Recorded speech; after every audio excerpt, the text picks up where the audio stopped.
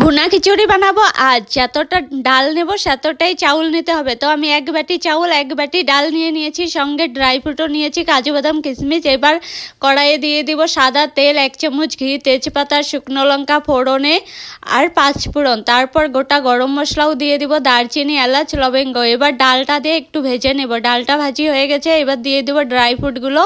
কাজু বাদামটা আমি একটু কুটে নিয়েছি, এবার কিশমিশটাও দিয়ে দিব। একটু ভেজি হয়ে গেলে এবার দিয়ে দেবো চাউলগুলো। চাউলটাও একটু ভাজি করে নেব। এবার লবণ দিয়ে পরিমাণ মতো জল দিয়ে দিব।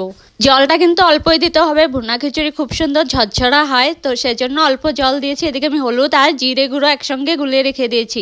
তো আমার চাউল ডাল পুরোটাই সেদ্ধ হয়ে গেছে। এবার হলুদ আর জিরের গুঁড়োটা দিয়ে সামান্য চিনি দিয়ে দেবো, ওপর থেকে ঘি দিয়ে দেবো 1 চামচ, দিয়ে ভালো করে একটু মিশিয়ে নিয়ে 10 মিনিটের মতো তারপর নামিয়ে ফেললেই কিন্তু হয়ে যাবে ভুনা খিচুড়ি। এবার একটু পরে ঠান্ডা হয়ে গেলে কিন্তু খুব সুন্দর ঝরঝরা হয়ে যাবে।